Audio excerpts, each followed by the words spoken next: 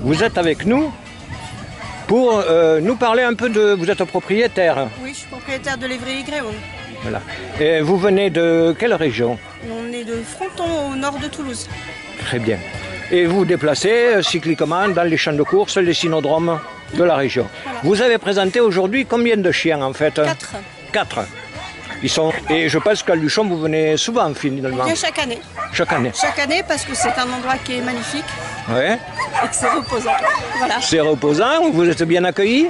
Oui, oui, bien sûr. Ouais, Oui, toujours. bien sûr. Ouais. Oui, oui. Je pense... Ça doit faire une douzaine d'années qu'on vient chaque année. Ah, quand même. Oui, oui. Ouais. Oui, oui. Le lévrier Gréon est le plus rapide des lévriers, c'est même le plus rapide des chiens. Après le guépard, c'est l'animal qui court le plus vite de la terre. Voilà. Il fait des pointes en ligne droite de 80 km/h. Alors certes, pas sur le temps, n'est-ce pas? C'est un vrai compétiteur, un vrai raceur. Donc sur une courte période, donc on va dire 100 mètres, 200 mètres, 300 mètres, pas plus. Après, sur des pistes en ovale comme ça, comme celle de Luchon et d'autres, donc sur des cynodromes, il atteint des pointes de 60-62 km/h. Gazon. Il court principalement sur du sable, parce qu'il y a une meilleure adhérence au niveau du sable. Et si vous avez bien regardé, c'est la particularité de ces chiens, c'est-à-dire que quand ils courent, ils font comme les chats, ils étendent leurs griffes pour planter les griffes dans le sable. Voilà. Ils plantent les griffes? Ah oui, complètement. C'est à regarder, c'est quelque chose. Et quand vous les entendez courir, ça fait le bruit d'un cheval au galop, c'est très intéressant. Qui arrose la piste, vous avez remarqué avant qu'on soit passé, la piste a été arrosée. Pour qu'on ait une bonne adhérence, parce que bien évidemment, quand la piste n'est pas arrosée, en fait, ils glissent. Et leur coussinet, alors, dans ce cas précis, oui. Comment ça se passe, puisque vous dites l'adhérence, ils l'ont par les ongles, oui. Et les coussinets, comment ils réagissent les coussinets? Les coussinets, il faut que ça soit traité auparavant, il faut que la piste soit bien souple, parce que le coussinet, c'est comme les semelles de vos chaussures. Donc si c'est dur, ça brûle et ça éclate. Donc c'est comme si vous courez pieds nus sur du macadam. Alors est-ce que vous leur passez des onguents ou des matières spécifiques pour les protéger suivant les pistes? Si la piste est bien travaillée, on n'a pas besoin de ça. Ça c'est le travail de l'équipe technique. Ils doivent travailler la piste normalement. Les chiens sont en condition physique. On n'a pas à ajouter des pommades entre guillemets. Oui, bien sûr. Voilà, maintenant, ça ne vous empêche pas de mettre des pommades type vaseline pour bien ramollir le coussinet, pour que ça soit comme du cuir, plus confortable et plus moelleux. C'est comme un... Alors, ces chiens d'élevage, donc, ils s'entraînent. Oui, ouais. Vous êtes entraîneuse vous-même de vos chiens. Oui, tout à fait. Et quelle discipline ont-ils, alors, de fond, j'entends, hein? Sur le cycliquement, comment vous pratiquez? Alors moi, je ne peux pas le faire, parce que nous habitons dans un endroit où il y a beaucoup d'animaux sauvages. Donc on se heurte à des lièvres, des sangliers, des chevreuils. Donc on fait très chaud au nord de Toulouse, puisqu'on est dans une région qui est viticole où il y a des vignes. Donc les petits animaux, la petite faune, bien évidemment, elle aussi a le droit de sortir au moment où il fait bon. Donc malheureusement, nous, c'est piscine. Voilà, donc on les entraîne exclusivement tous les 2 jours en piscine. Est-ce que vous pouvez m'expliquer en fait le principe de la course? Alors en fait, les lévriers sont des vrais compétiteurs. Donc déjà, il faut bien se mettre ça dans la tête. On ne les force pas à courir. C'est dans leur gène, c'est dans leur instinct. Donc qu'on ait un leurre devant ou qu'on n'ait pas de leurre, ils vont faire exactement le même boulot. Parce que pour eux, c'est arriver le premier sur une chose, ou sur rien d'ailleurs, c'est arriver le premier. Donc ils vont partir des boîtes de départ, on appelle ça des boîtes de départ, comme des starting blocks pour des coureurs. Et non pas des cages, c'est des boîtes. Donc ils vont partir de là-bas, 480 mètres. Ils vont passer une première fois devant. Ils vont faire tout le tour et une deuxième fois devant pour arrêter et mourir en face. Très bien. Voilà. Alors il y a une photo finish? Oui, tout à fait, avec la caméra Oméga, oui. C'est exactement ça. Oui. Alors ce leurre, il a son importance. Vous m'expliquez qu'en fait, ça n'est que pour eux un jeu? Oui, c'est un jeu. Lapin, est-ce que c'est une peau de lapin? Ça peut être un faux lapin, ça peut être une peau de lapin, ça peut être une peluche, ça peut être des fils, ça peut être n'importe quoi, pourvu que ça bouge et que ça soit fluctuant dans l'air. Voilà, parce qu'on n'oublie pas que dans la nature, il court après un lapin. Le lapin, le bout de la queue est blanche et une fois sur 2, on voit que la queue se lève ou pas. Voilà, donc on essaie de rappeler ce geste-là. De une fois blanc, une fois pas blanc, une fois blanc, une fois pas blanc. Voilà. Ce qui m'explique, en fait, je comprends maintenant que vous ne les amenez pas n'importe où s'entraîner, parce qu'à la limite, ils pourraient se remettre derrière un lièvre, derrière un lapin. Ça m'est déjà arrivé, ça m'a valu une épaule. Une épaule? Ah, ben oui. C'est vous qui êtes tombé? Oui, oui, c'est ça. Mais j'ai pas lâché. Mais dites, ah ben vous avez gardé la... Oh, oui. Mais ce sont des courses mixtes. Pour le Greyhound, oui, ce sont des courses de mix parce qu'on a un trop petit effectif. Voilà. Ah. Mix en poids et mix en sexe. Alors, est-ce que, musculairement parlant, les deux sexes sont égaux au niveau de la course? Oui.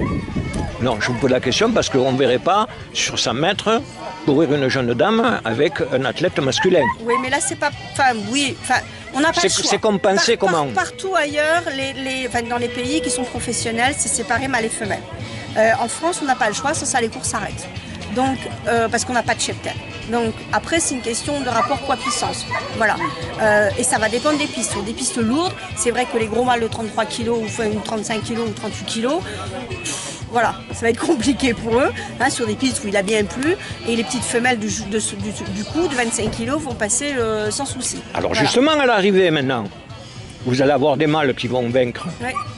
Mais est-ce que c'est par catégorie ou c'est le premier qui passe la ligne? C'est le premier qui passe la ligne. Dans ce genre de manifestation, hein, c'est le premier qui... Parce que là, on est en master, pardon, donc c'est le premier qui passe la ligne qui remporte le titre. Voilà. Après, vous avez d'autres manifestations comme le championnat de France, où si on a le nombre suffisant de lévriers, il va y avoir mâles et femelles, un titre par sexe. Même s'ils sont dans la même course.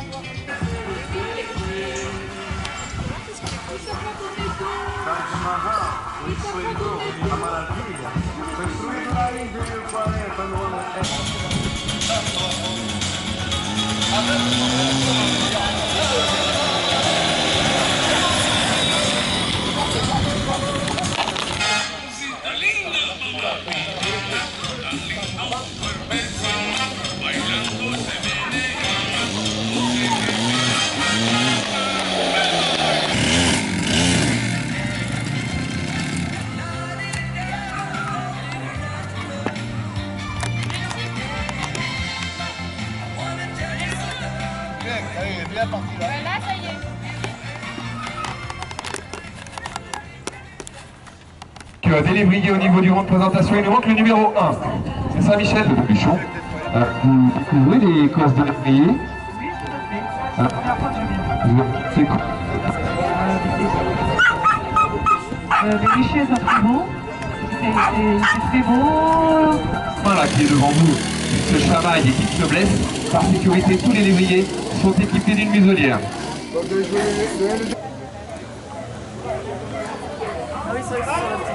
Alors, une belle sortie de botte dans la corde du numéro 1 rouge et le numéro 4, le favori de cette course, Hollandia, qui prend tout de suite la tête au bout de la première ligne droite. Juste à ses côtés, c'est le numéro 5 qui arrive et qui va peut-être le dépasser, Fantasio.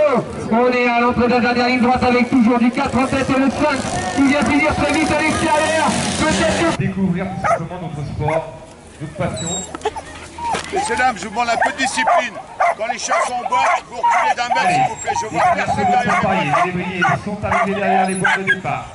Est-ce que tout le monde est prêt?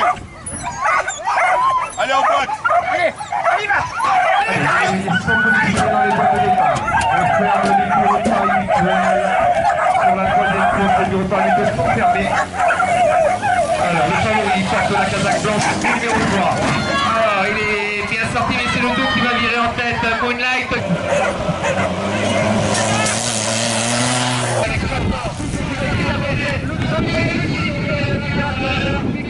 Il portait le numéro 2, présenté par JC, il me semble. Et oui, H Eagle du Pualou.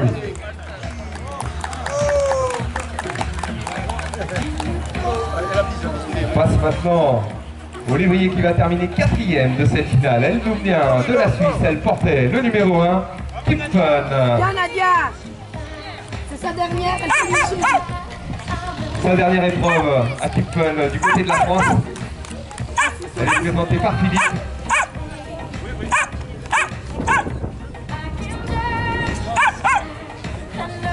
Sur la troisième marche du podium maintenant, on va retrouver celui qui était le plus titré, 4 titres de champion de France pour ce petit lévrier. Higgins, il portait le numéro 6. C'est à Luchonnet.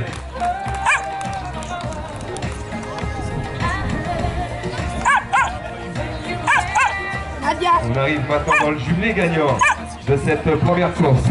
Et on va retrouver donc à la deuxième place le Toulousain qui portait le numéro 3, Afan, présenté par Claude. Et on va retrouver une nouvelle fois sur la première marche du podium celui qui est invincible dans cette catégorie depuis plus d'1 an. Il est indétrônable, il nous vient de la région parisienne, présenté par Fabien Gawani River, Petit Puy d'Amour.